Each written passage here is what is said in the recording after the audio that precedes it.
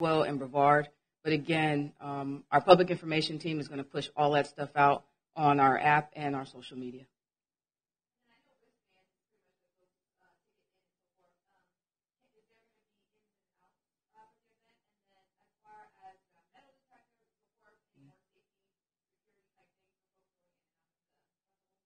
Well, there shouldn't be any in and out. The festival footprint interior is pretty large, so I would leave that up to the festival leaders to discuss that. But as far as metal detectors, without getting into the means and methods of how we're going to keep everything safe, we're comfortable with making sure people are searched appropriately. And again, we refer people to that FAQ section on what you can and cannot bring into the venue. So especially if you're using rideshare or public transportation, you want to make sure that you don't bring items with you that cannot go inside the footprint of the festival.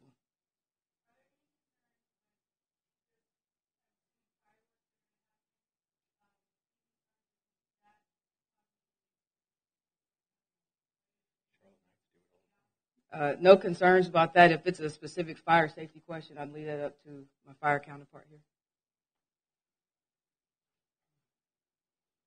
Jerry Winkles, Charlotte Fire. The Fire Marshal's Office has been working hand in hand with Charlotte Mecklenburg Emergency Management, Charlotte Fire Department, and all the other partners in order to ensure safety during that event. We've taken into account the fireworks and pyrotechnics.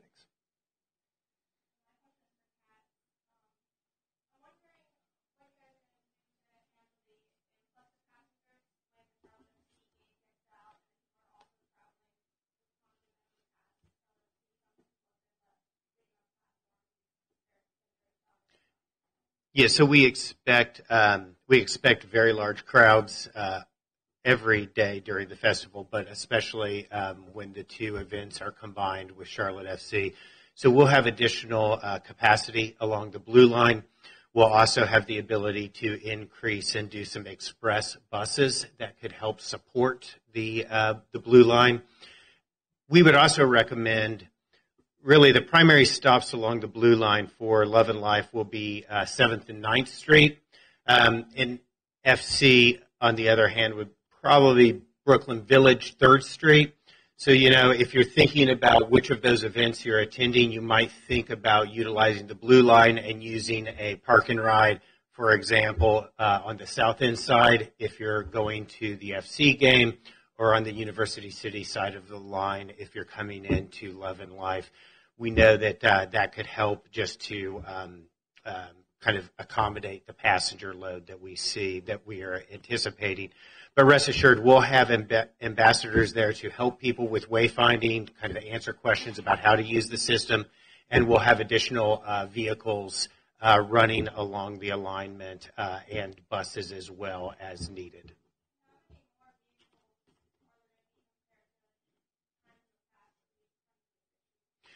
Yeah, depending on the event, we usually add additional 1 or 2, sometimes 3 trains. So we'll be looking at it and have all of those as an option depending on the day and the overlap of different events.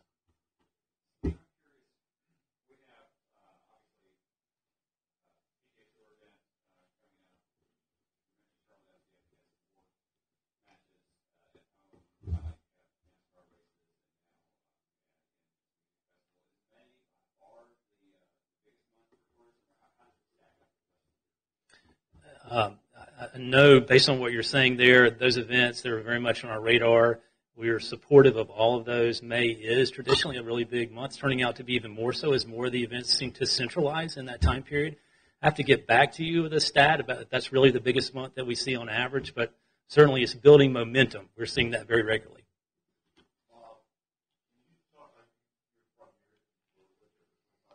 Yeah.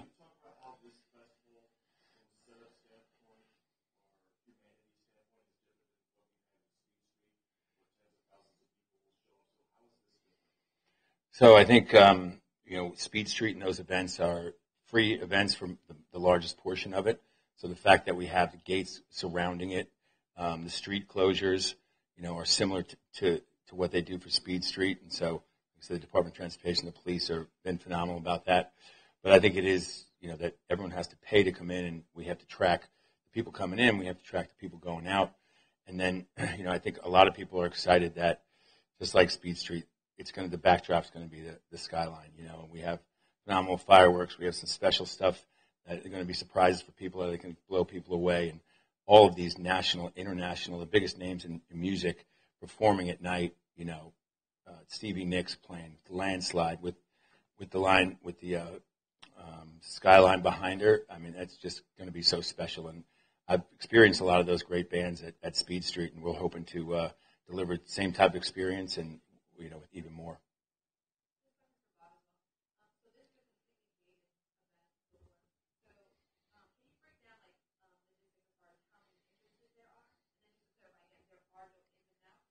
Now, so with the wristband system, we do have ins and outs, but you have a 3-day wristband or a 1-day wristband, and when you come in, you'll scan in, and so we'll track that you're in the event.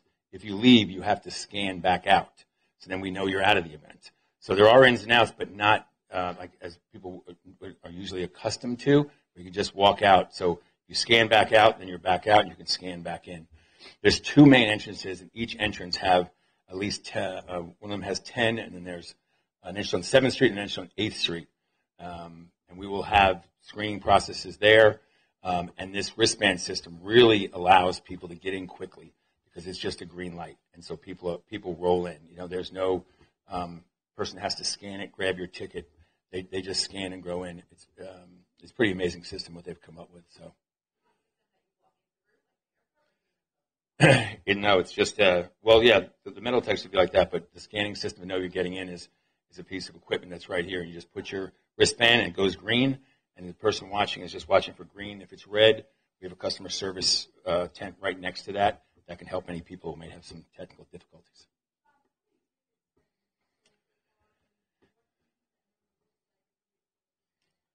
It's a moving target. We added 1-day tickets, which people really wanted because, the best thing about the multi-genre is that we appeal to so many people, and the way streaming music has, everyone's music taste is really vastly different than it used to be because you can get access to all types of music. But some people specifically may want to be on 1 day. But we're going to be at 25 to 30,000 people. I would say a little over 25,000 what our expectation is right now. Yeah.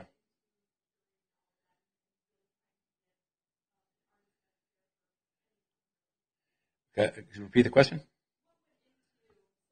Oh. So we have to start out with the biggest names, and we have, success in the industry in other cities and markets and festivals. So we went to, Post Malone is just one of the biggest names right now, and he's a broad, demographic, and so that was kind of where we had to start, and that was our route of the headliner. And then we wanted to have something that appealed to a little bit of the older crowd, but with TikTok these days, Stevie Nicks appeals to everybody, which is great. And then Noah Khan, if you're not sure, I would recommend you go listen to him because he's the hottest name in music right now. And so we kind of wanted to have a little bit of that, a little bit for the older generation, the younger generation, a little bit of pop, a little bit of rock, and then it just falls down from there. We're excited about P.D. Pablo's coming back. He's got that big North Carolina song, the Fray, the Beach Boys. I mean, it's just legendary. And so the fact that they're going to play on those stages, is really exciting for us.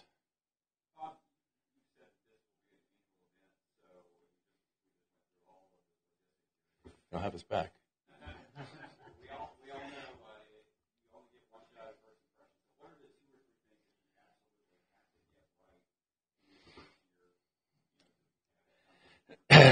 We had meetings yesterday, and my team's up there. They know exactly what we focus on.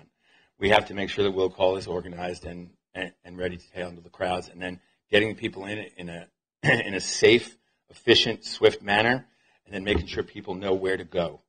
Having that, first year festival education. That's why I implore people to get on the app, watch the map, because we have other festivals, and it's amazing to watch how the years go by that some of our customers know more about it or as much than we do. We're the best. Oh, they're over there. They're right there.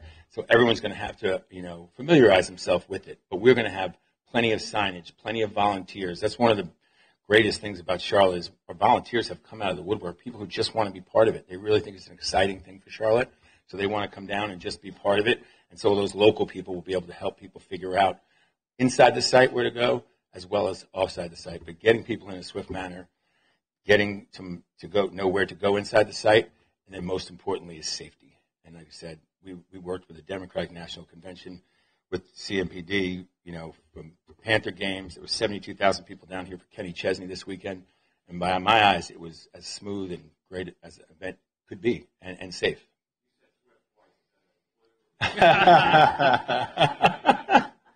Somebody will think it is, that's for sure.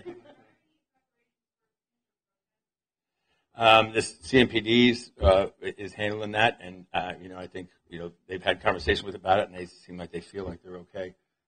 Take that. Again, especially in the uptown area, our central division chain of command and officers, we're always prepared for any type of impromptu protest or any type of gathering where people want to exercise their First Amendment rights. So, again, we have a very large footprint for the interior and exterior, and then also we're exceeding staffing levels in the divisions around the city, so that way we can ensure that we can respond to anything that we need to.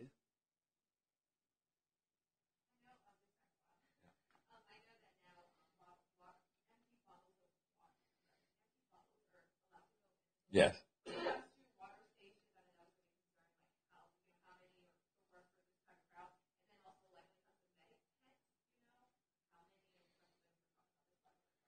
So on the water, you're allowed to bring in reusable water bottles, and right in the center of the festival on 7th Street near Brevard, there'll be 2 extremely large water stations so that we can man it. They each have, I think we'll have at least 7 or 8 different lines or stations that you can get water.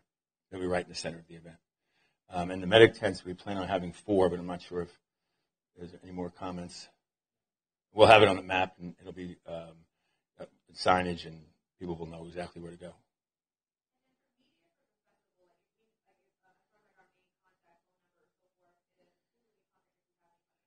It's on the website. I think her name's Chastity, but if you email us, you can get that contact.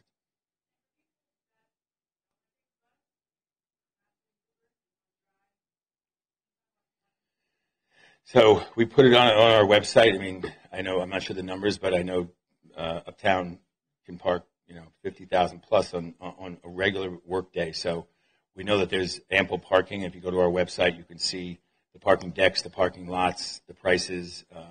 Some of them you can prepay for. So if you are driving, I would recommend to look at that on the app or website. But I would say take the cats and take Uber and Lyft, or get a staycation. There's plenty of hotels downtown. There's nothing better than that. Stay at a hotel and walk every day.